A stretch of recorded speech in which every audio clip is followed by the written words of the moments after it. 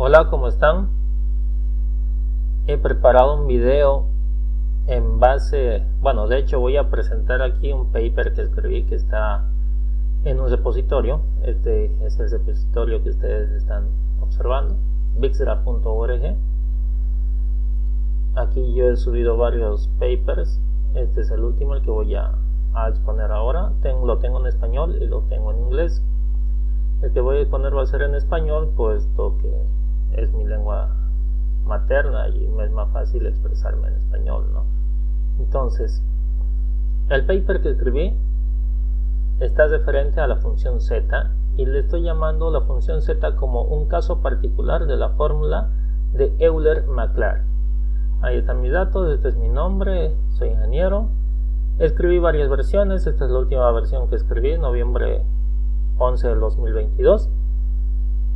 Y pues me decidí grabar un video y que esté en YouTube para que todos los curiosos puedan mirarlo, y pues me gustaría que lo difundan.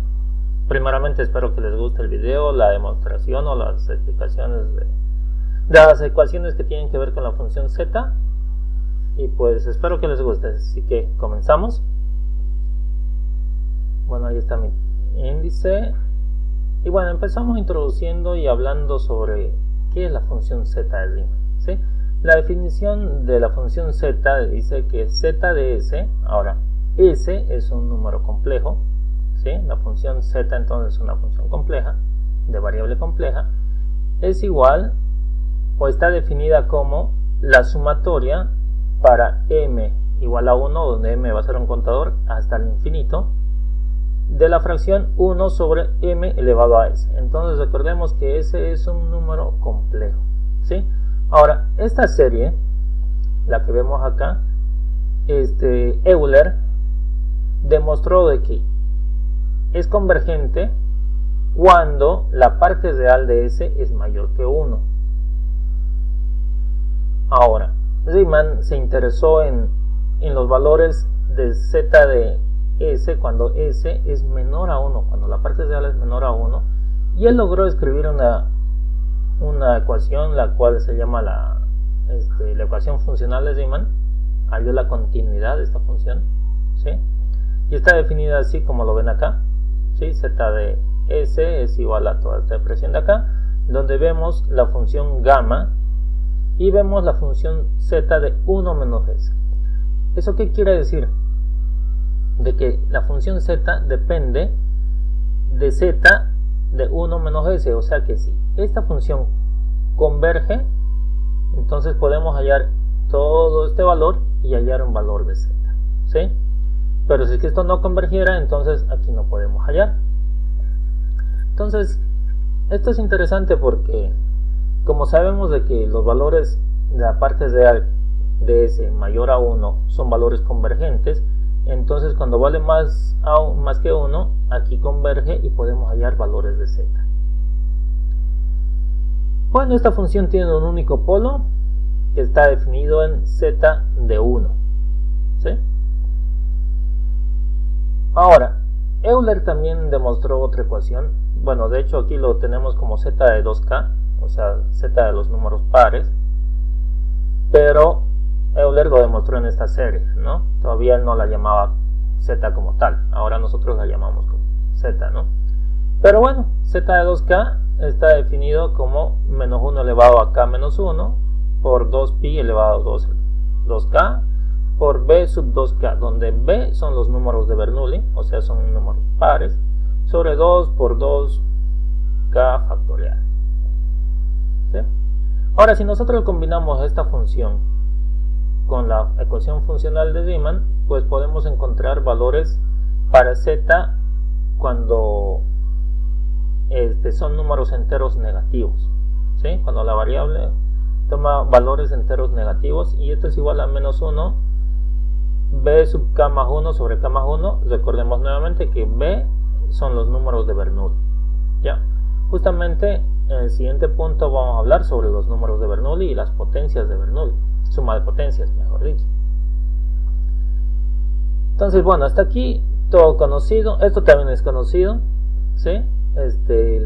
Los números de Bernoulli aparecen en análisis interesantes como en combinatoria, en las funciones tangente y tangente hiperbólica de la serie de Taylor. Obviamente aparecen en las sumas de potencias, ¿sí? Y bueno, está definido, o ahora actualmente lo tenemos definido de este modo, donde un número Bernoulli v sub j es igual a menos 1 sobre 1 más j multiplicado por la serie del contador m igual a 0 hasta j menos 1 de la combinatoria 1 más j de m y el número Bernoulli anterior. O sea que necesitamos los números de Bernoulli anteriores a j para poder calcular este número de Bernoulli, ¿sí? Ahora, ¿por qué estamos hablando de suma de potencias? Porque justamente con los números de Bernoulli es que nosotros podemos calcular la suma de potencias. En esto es en lo que se interesó Bernoulli y es lo que lo hizo famoso, ¿sí? Él desarrolló una fórmula para poder calcular una suma de potencias, ¿sí? Cuando k es un número natural, incluido el 0, para un contador m igual a 1 hasta n, donde n es un valor grande, o sea, se podía calcular rápidamente esta suma. En vez de estar sumando término a término, pues se aplica esta función, y esta función la llamamos s sub k de n, que es igual a la sumatoria para p igual a 1, p ahora es el contador de esta sumatoria, hasta 1 más k de la expresión a sub p por n elevado a p, donde n ahora es la variable de la función s y p pues el contador, como dijimos, ¿no? Y esta k es la potencia de esta otra sumatoria. Bien, entonces, ahora, ¿qué es a sub p? A sub p se puede obtener de este modo. A sub p, bueno, fíjense que hay que hallar diferentes valores de a sub p porque son términos de la sumatoria, ¿verdad? Pero eso se puede calcular con esta expresión de acá, donde fíjense que nuevamente aparecen los números de Bernoulli. Sí, es muy importante los números de Bernoulli. Bueno, entonces, calculando los valores de a sub p, se puede hallar esta sumatoria hasta n términos, ¿cierto? Ok. Ahora, hasta aquí existe bibliografía donde podemos revisar y verificar que lo que comentó es cierto. Ahora, a partir de aquí hice unas cuantas operaciones interesantes para llegar a ecuaciones muy buenas. Por ejemplo, vamos a agarrar esta sumatoria y la vamos a desarrollar, ¿sí? Si nosotros la desarrollamos, obtenemos esta expresión de acá. Ahora, si somos observadores, y les invito a que pongan pausa al video las veces que quieran y verifiquen lo que voy mostrando acá, nosotros podemos escribir esta expresión al revés. O sea, este va a ser el primer término, el segundo, el tercero, el cuarto, y este va a ser el último, ¿sí? Simplemente lo escribí aquí al revés. Ahora, cuando lo escribo al revés, van a suceder cosas interesantes. Por ejemplo, vamos a poder factorizar los factoriales para poder simplificar. Fíjense, este factorial con este factorial se van a poder simplificar. Aquí esta expresión la podemos factorizar y me queda k factorial para que se vaya con esta k factorial de acá. Aquí obtenemos un k menos 1 factorial igual a la expresión de acá, y así con todos los términos. Y cuando simplificamos nos queda de este modo, ¿sí? Esta expresión. Ahora, nuevamente, esta expresión la podemos volver a resumir en una sumatoria de este modo. Entonces nosotros podemos decir que la suma de potencias k'ésimas, que es igual a la función s sub k de n, es igual a 1 sobre 1 más k multiplicado por n elevado a k más 1, más la sumatoria para un contador que va a empezar en 2, porque este va a ser el primer término, así que empezamos en el segundo término, p igual a 2, hasta 1 más k, es el límite superior, d menos 1 elevado a p menos 1, multiplicado por el número de Bernoulli p menos 1,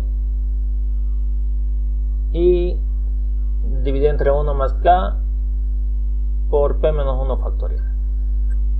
Bueno, eso se multiplica por una productoria, donde tenemos aquí otro contador que voy a ocupar la letra m, para m igual a 1 hasta p menos 1, de 2 más k menos m multiplicado por la variable n elevado a 2k menos p.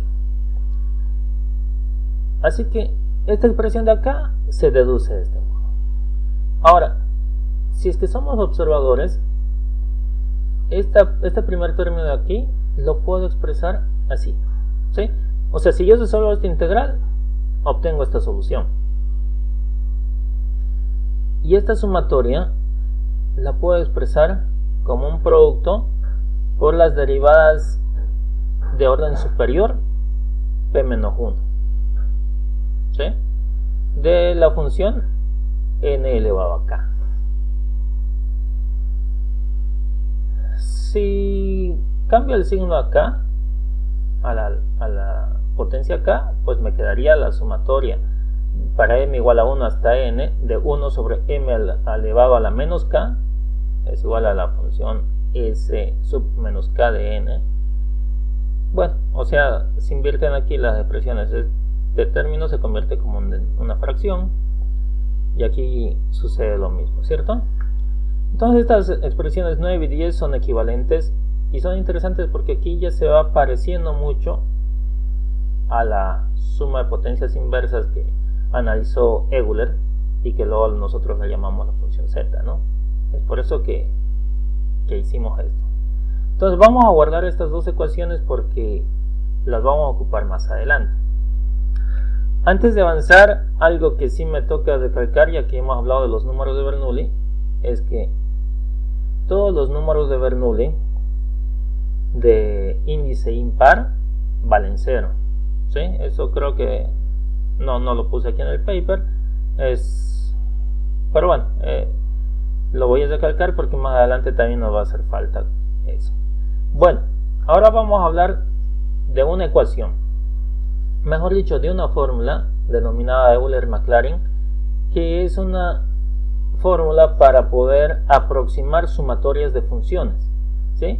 La fórmula Euler-Maclaurin está definida como una sumatoria de una función de variable m de límites inferiores m igual a más 1 hasta b es igual a esta integral de acá donde están los límites inferiores a y b, más una sumatoria para un contador p igual a 1 hasta q, donde q es el número de veces que se puede derivar la función f de menos 1 elevado a p sobre p factorial por el número de Bernoulli sub p, y eso se multiplica por la función derivada en orden superior de f evaluadas en b y en a,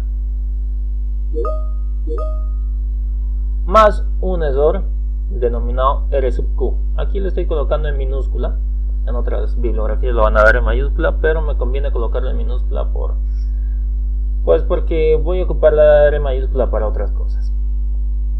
Entonces, así está definida la ecuación, o mejor dicho, la fórmula de Euler-Maclaurin para aproximar.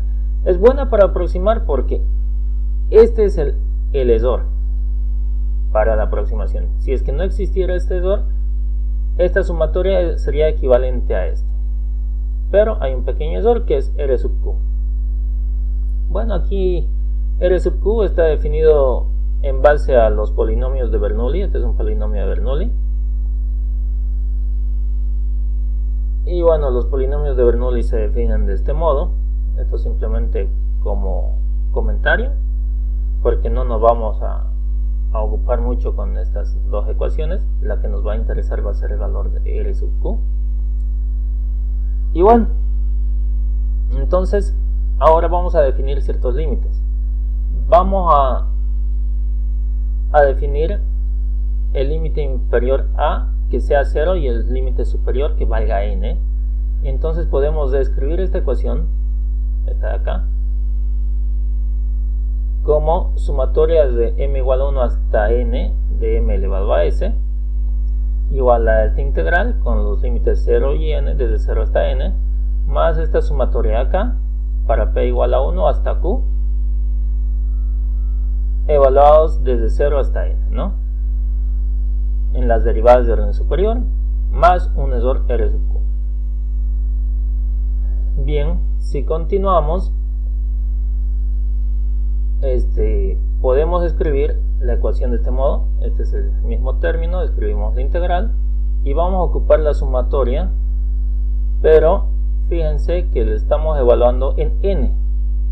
Todo lo que se evalúa en 0 se va a acumular al ESOR R sub q y lo voy a llamar R sub q mayúscula. Entonces tenemos una nueva expresión. Recuerden que esto se parece mucho a esta de hecho es la suma de potencias, es una suma de potencias, pero ahora estamos ocupando una variable compleja y es igual a esta integral. A esta integral más esta sumatoria más un ESOR.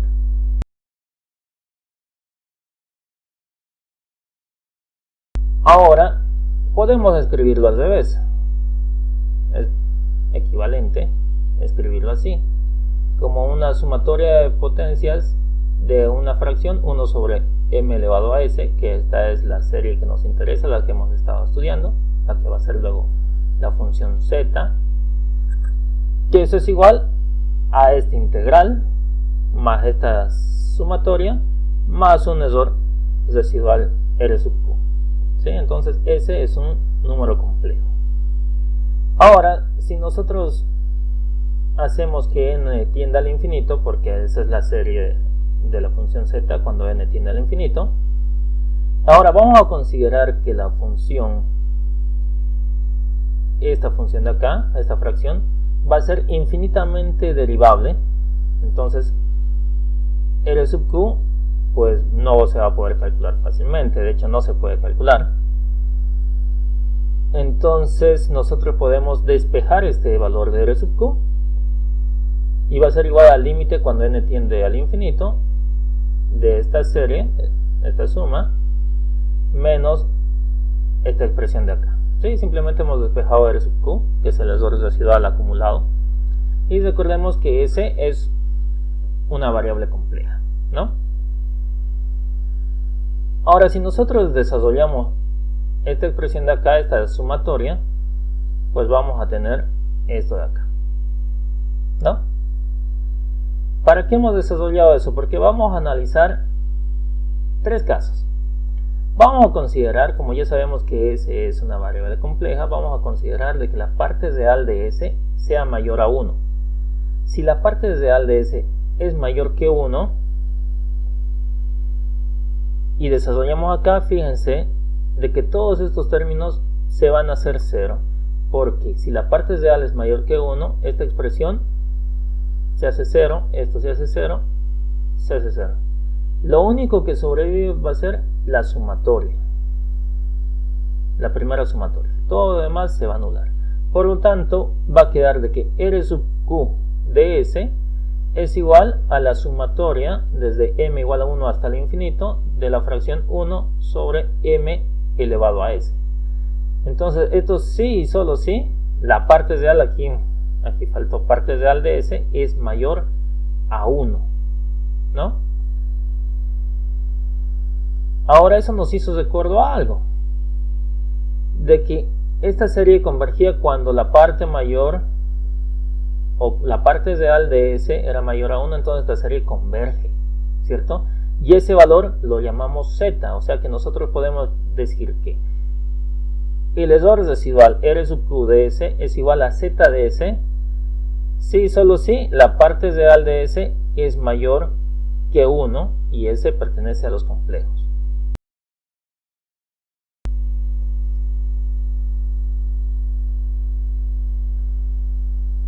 Bien, entonces el ESOR es igual a z cuando se cumple esta condición de acá. Ahora vamos a analizar cuando s es justamente 1. Nuevamente aplicamos el límite y todos estos términos de acá se van a anular excepto este y excepto este.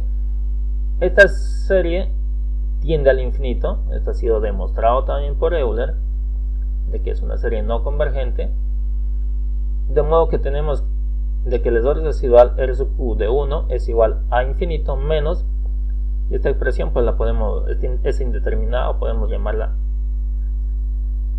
infinito, así que nos queda infinito menos infinito, y eso es indeterminado. Así que podemos decir que el error residual cuando S vale 1 es indeterminado. Lo mismo que sucede con la función z, porque sabemos que la función z de 1 es indeterminado, es un polo, es el único polo de la función.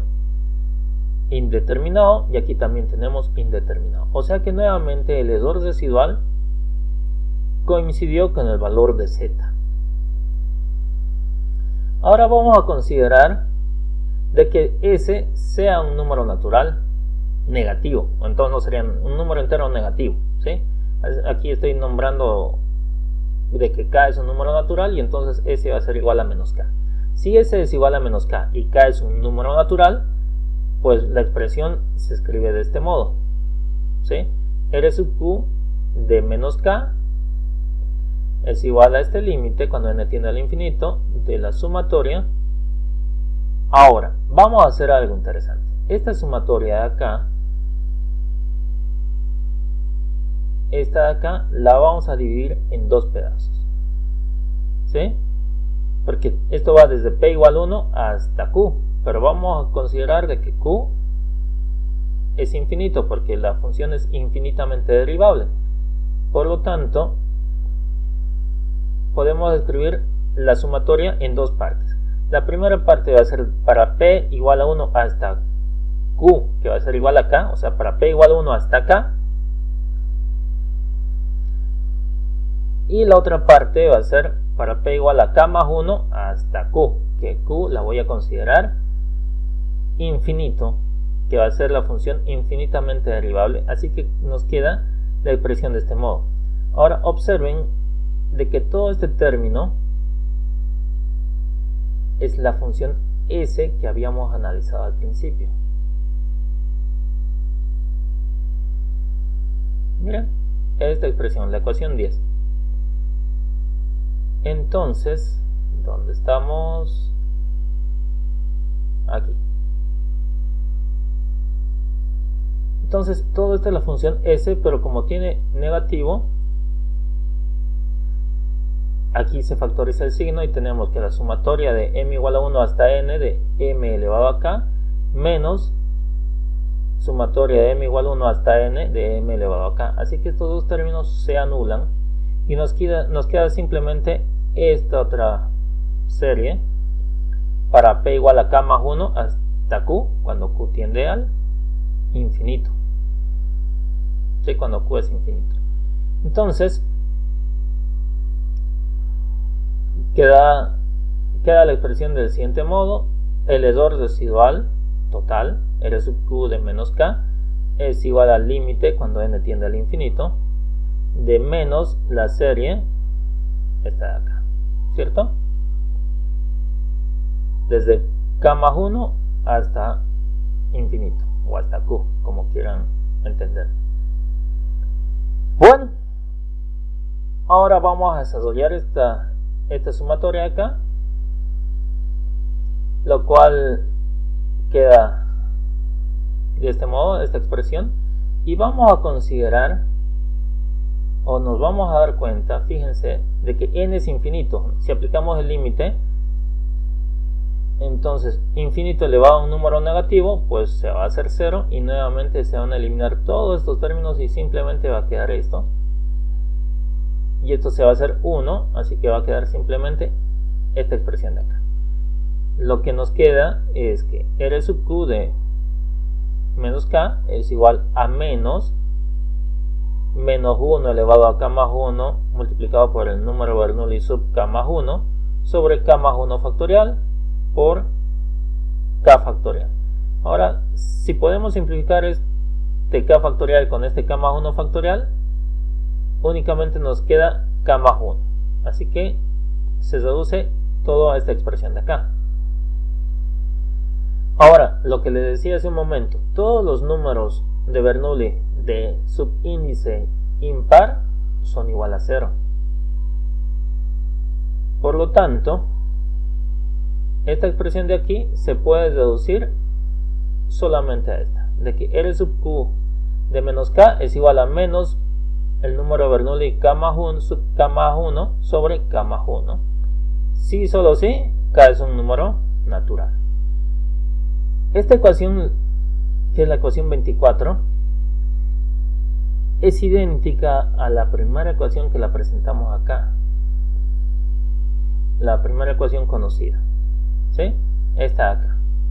Los valores de z para valores enteros negativos, ¿sí? Es la misma, la ecuación 24. Por lo tanto, nosotros podemos decir que el error residual R sub Q de menos K es igual a la función z de menos K, sí o sí, sí y solo si K pertenece a los naturales.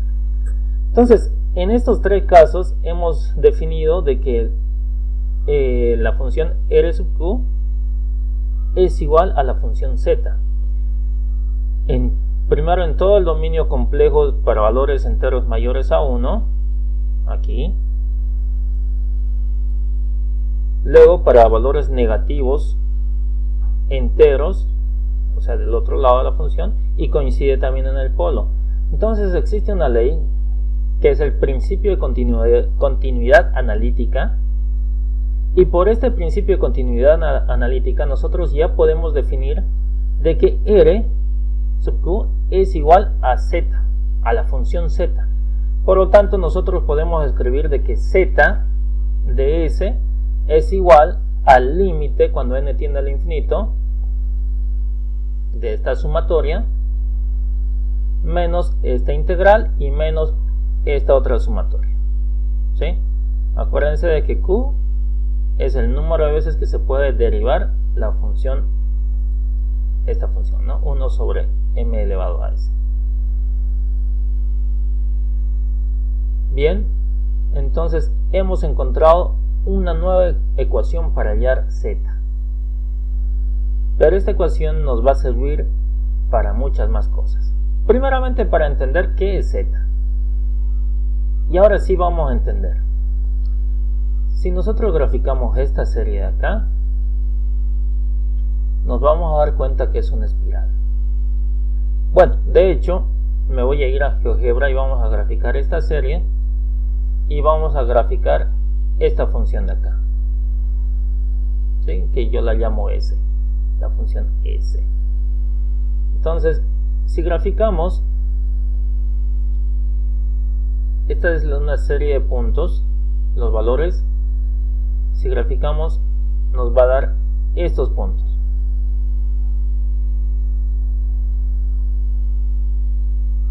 Y la línea punteada es esta función. Vamos a irnos a GeoGebra para verlo. Esta imagen la he tomado de GeoGebra, pero lo vamos a mirar. Y bueno, aquí tengo la ecuación. Vamos a considerar las variables A, que sea la parte real de S, y B, que sea la parte imaginaria de S. Entonces, un valor conocido, típico de Euler, cuando A vale 2. Y bueno, aquí está. La función z la estoy llamando, es igual a A más B por I, ¿no? Entonces, esta z la estaba graficando como un punto rojo. Nos vamos a acercar.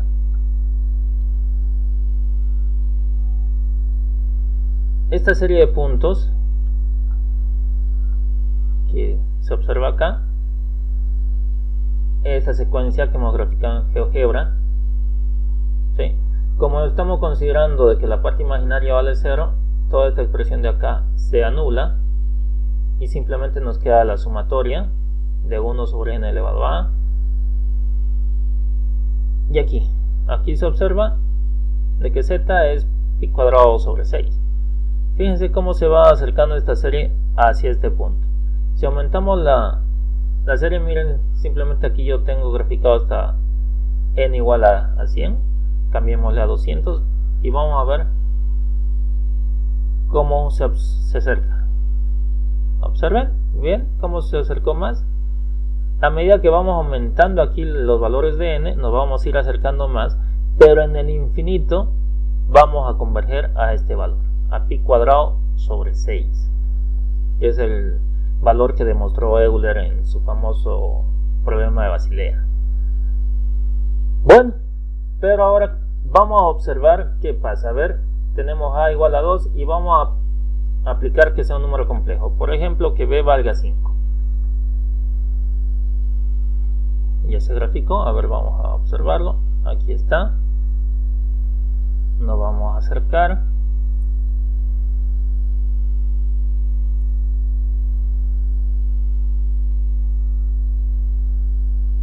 Nos acercamos.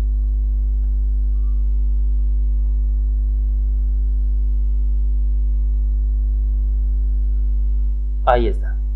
Miren, cuando es un número complejo, la variable s, se va graficando esta espiral de acá. Esta es una espiral logarítmica. La forma que toman varias cosas en la naturaleza, por ejemplo la concha de caracoles, las galaxias, son espirales logarítmicas. Miren lo hermosa que es. Y miren cómo va convergiendo hacia el valor de z. ¿Sí? El punto rojo es z. A ver, observemos, vamos a aumentarle a 300, espero que me dé la capacidad de la máquina. Vamos a ver cómo incrementa la espiral. A ver, ahí está, miren, se acercó más. En el infinito esta espiral va a converger al punto rojo, que es el valor de z. Es por eso que nosotros decimos de que la serie converge cuando la parte real de z es mayor a 1. Observemos entonces qué pasa si es que la parte real es menor. Pongámosle que a valga 0.2. Parece. Enter. A ver. Vamos a ver qué pasó. Ahí está. Uy, ahí tengo varias gráficas que todavía no las he explicado. Vamos a apagar esto. Entonces esta es la serie que se va a graficar ahora. Ahora observen, este punto rojo es el valor de z, ¿sí?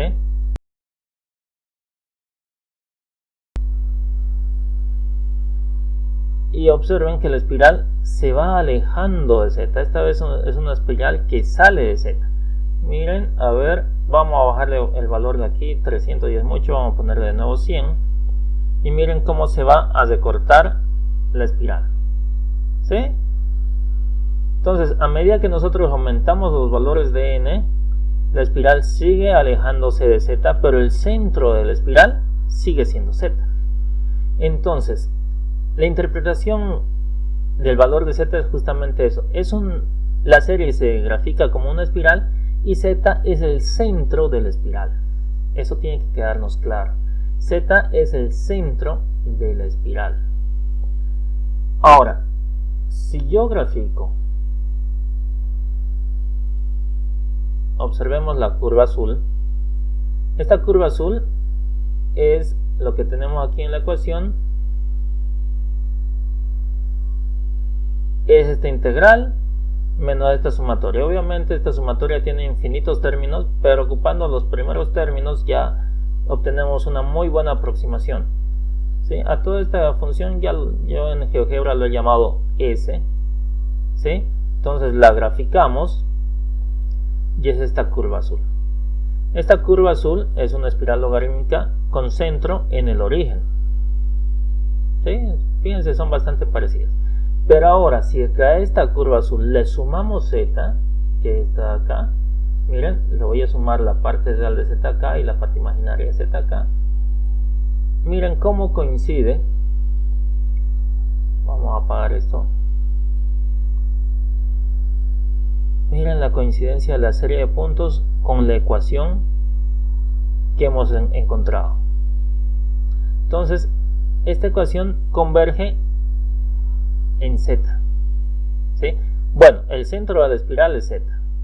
Ahorita no converge, en este caso está divergiendo porque está alejándose de su centro. Está avanzando para allá. Ok, entonces volvemos al paper. Eso es lo que estoy demostrando acá. Ahora lo hemos hecho en GeoGebra, se entendió mejor. Sí, eso es lo que les explicaba acá, de que si nosotros le sumamos z a esta función, pues encontramos el centro de la espiral de la serie, de las sumas. Ahora vamos a hacer otra cosa. Vamos a dividir la parte real por un lado y la parte imaginaria por otro. ¿Sí? Entonces, este es el eje imaginario, este es el eje real. Si separamos, obtenemos dos gráficas distintas. Los puntos en la parte imaginaria de la sumatoria y la línea punteada, bueno, en este caso la parte real y la línea punteada, en la función S que yo le he llamado, ese asterisco. ¿Sí?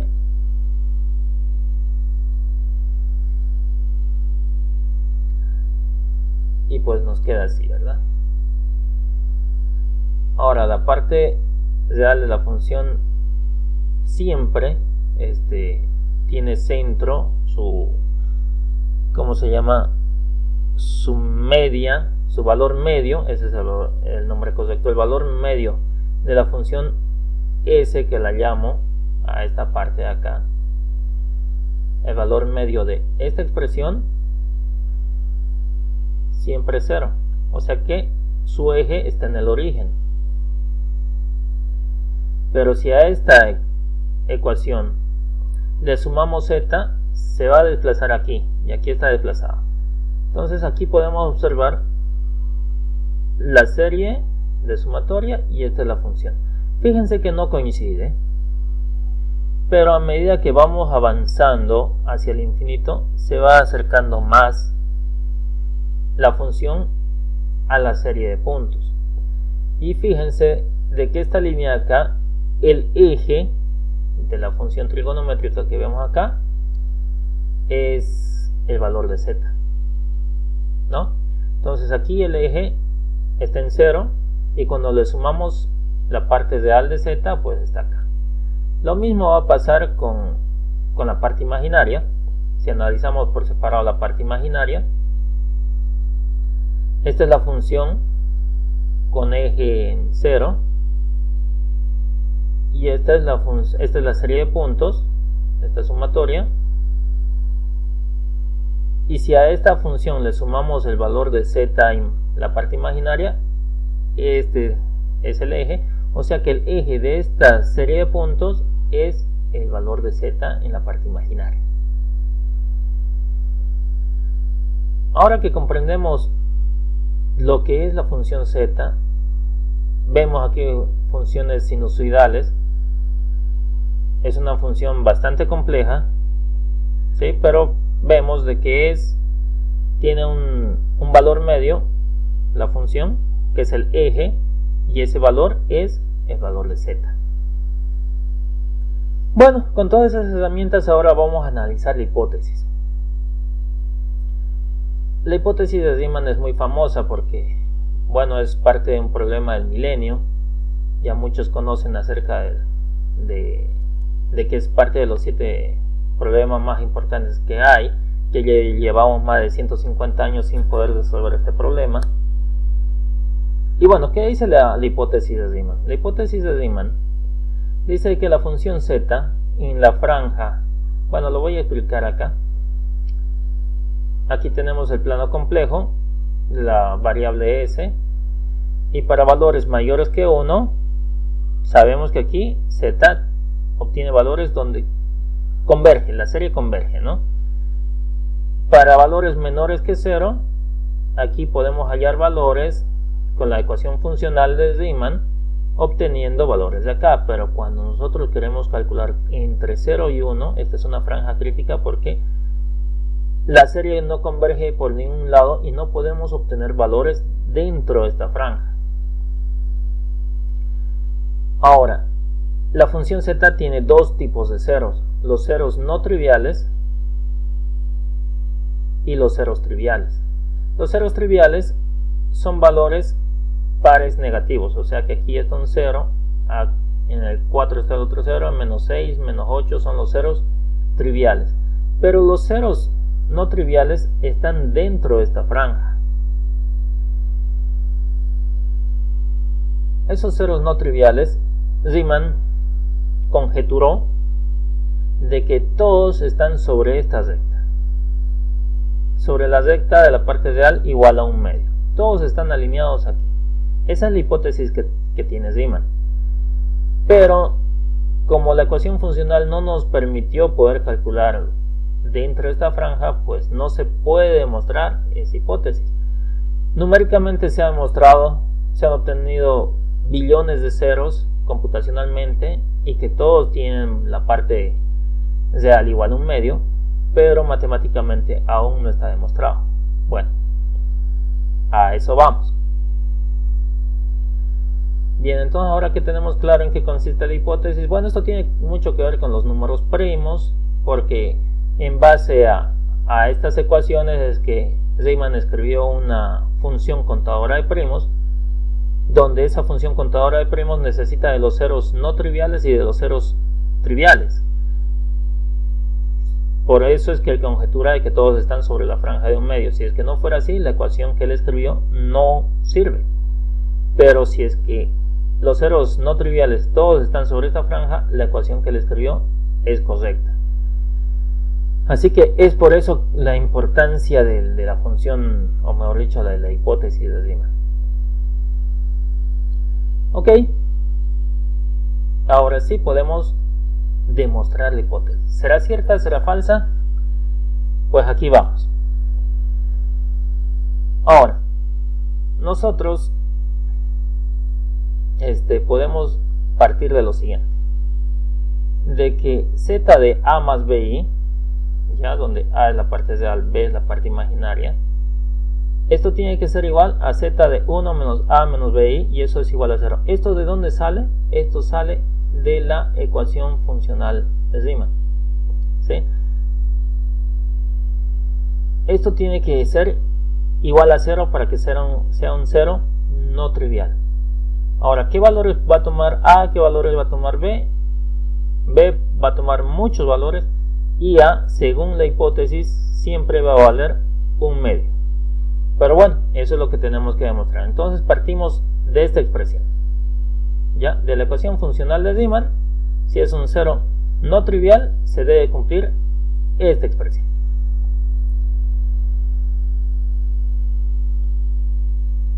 Ok, ahora nosotros vamos a ocupar la ecuación 26 que hemos desarrollado, ¿sí? Donde z es igual al límite para n igual al infinito de esta sumatoria, esta integral y esta otra sumatoria, ¿no? Ahora, yo ya estoy introduciendo los valores a y b. A va a ser la parte real y b va a ser la parte imaginaria.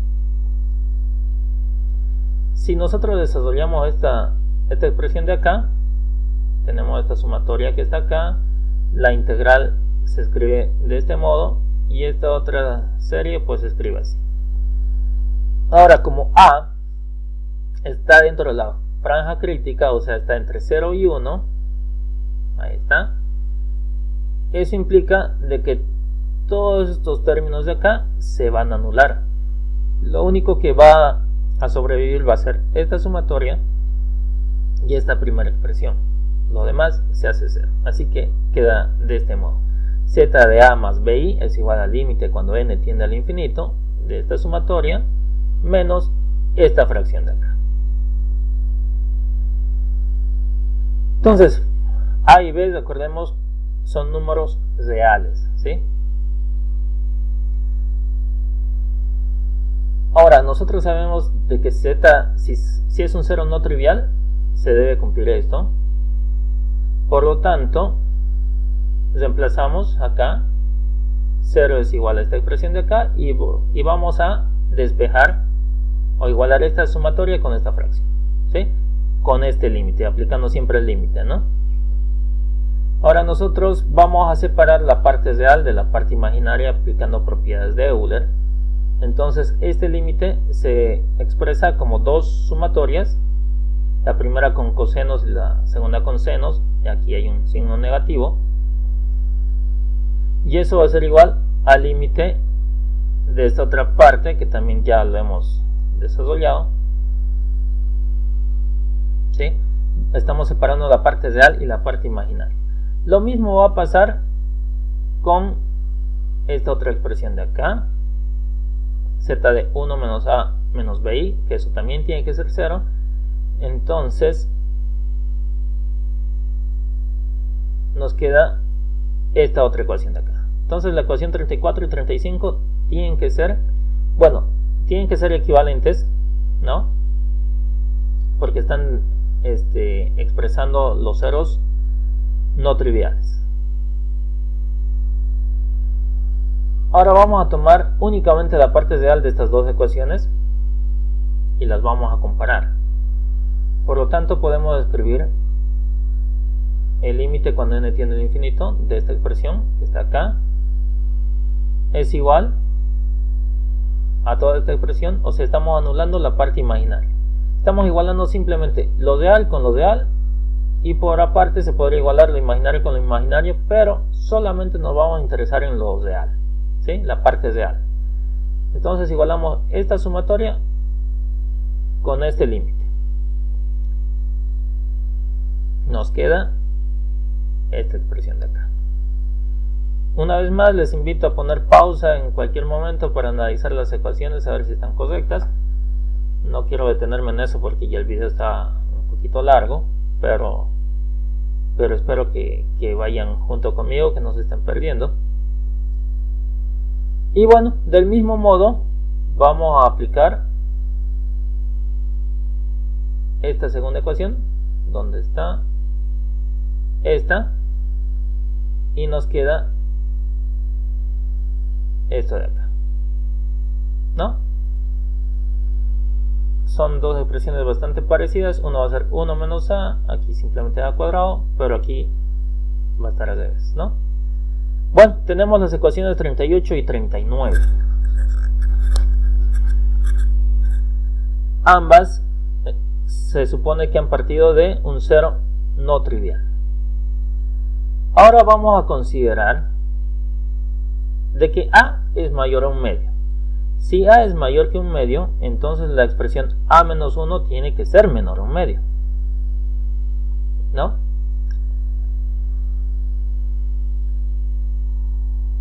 Entonces nosotros, en base a esto, podemos comparar. Bueno, antes que nada es importante hacer esta igualdad.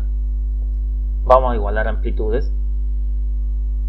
¿A qué me refiero con igualdad a amplitudes? Esta expresión de acá, esta raíz con este numerador van a pasar al otro lado. Miren, esta raíz está aquí, este numerador está acá.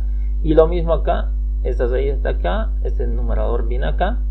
Entonces, cuando hago esto, lo que he hecho va a ser igualar amplitudes. Esta gráfica era una función sinusoidal algo complicada. Aquí está lo que hemos graficado, ¿sí? Fíjense cómo va la amplitud creciendo de forma exponencial, ¿sí? También el periodo de las funciones van creciendo. Pero cuando yo hago ese artificio,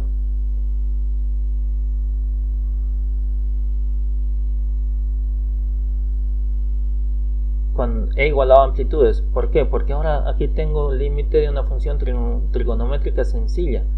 Ya no, la amplitud ya no varía y el periodo siempre va a ser el mismo. Bueno, no, perdón, el periodo va a continuar variando, pero ya la amplitud va a ser la misma. Entonces he igualado amplitudes. Esta amplitud es igual a la amplitud de esta otra expresión. Las amplitudes son iguales. ¿Para qué he hecho eso? Porque ahora voy a poder comparar estas dos expresiones, ¿ya? Ahora sí, lo que decía, si a es mayor a un medio, por lo tanto a menos 1 es menor que un medio, porque a está entre 0 y 1, ¿verdad? Entonces nosotros podemos verificar de que para todo valor de m, que es distinto a n porque n es el límite superior de la sumatoria, se cumple esta desigualdad. ¿Y para qué se tiene que cumplir esta desigualdad? Bueno, primero verifiquemos de que lo que acabo de decir es cierto. Aquí tenemos 1 menos a y aquí tenemos Si A es mayor a 1/2, esta expresión es menor a 1/2 y esta expresión es mayor a 1/2. Por lo tanto, esta raíz es ligeramente mayor a esta raíz. Aquí tenemos coseno y este coseno se pueden eliminar porque son iguales. Ahora recordemos de que n está tendiendo al infinito, así que nos vamos a concentrar justamente en el exponente de n. Si bien ambos tienden al infinito, como a es mayor a 1/2, aquí tenemos n elevado a una potencia menor a 1/2 y aquí tenemos la n elevada a una potencia mayor a 1/2. Por lo tanto, este término de aquí crece más rápido que esta expresión de acá. Si es que esto crece más rápido que esto y están en denominadores, por tanto, esta expresión de acá siempre es menor a esta expresión de acá. O sea que esta ecuación o esta desigualdad, en este caso la desigualdad 40, es correcta. Siempre se va a cumplir esta desigualdad para cualquier valor de m. Por tanto, para n mayor a 1/2, perdón, para cualquier valor de n mayor que 1, siempre se cumple esta expresión de acá, ¿cierto?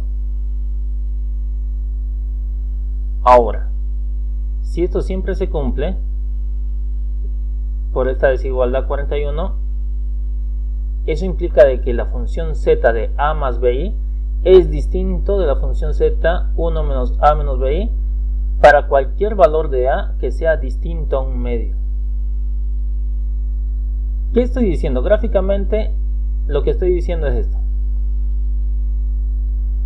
de que los valores, fíjense, esta primera expresión en la gráfica son los puntos en verde y esta segunda expresión es la serie de puntos azules.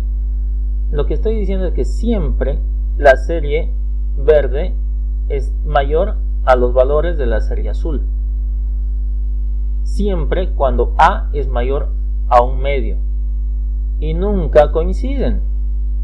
Y como estamos hablando de un cero no trivial, deberían coincidir. Solamente coinciden cuando a es igual a 1/2. Por tanto, solamente nos queda concluir de que la parte real de z de a más bi es igual a la parte real de 1 menos a menos bi, y eso es igual a 0, o sea, es un cero no trivial, si y solo si a es igual a 1/2. Porque si no, siempre se cumple esta desigualdad y no sería. Y bueno, ¿y qué pasaría? Por ejemplo, si es que esta serie de puntos verdes tendría un eje en 0, como siempre es mayor a la serie de puntos azules, los puntos azules, su eje de esta función siempre sería menor a 0. O al revés, si es que el eje de la serie de esta expresión es 0, o sea z es 0, z de esta otra expresión va a ser mayor que 0. Siempre va a haber una desigualdad. Por lo tanto, la única forma en la cual ambos tengan valor 0, o sea que ambos sean ceros no triviales, es cuando a es igual a 1/2. Por tanto, nosotros podemos concluir de que z de a más bi es igual a z de 1 menos a menos bi igual a 0, si y solo si la parte real de ese, o sea, a es igual a 1/2. Con lo que queda demostrada la hipótesis de Riemann. Bueno, muchas gracias por haber acompañado en este video. Espero que les haya gustado, espero que me ayuden y difunden este video, que difundan este paper. Lo tengo en español, lo tengo en inglés. Espero que me hayan entendido. Cualquier consulta, voy a estar atento a la caja de comentarios. Y bueno, Muchas gracias por su atención. Hasta luego.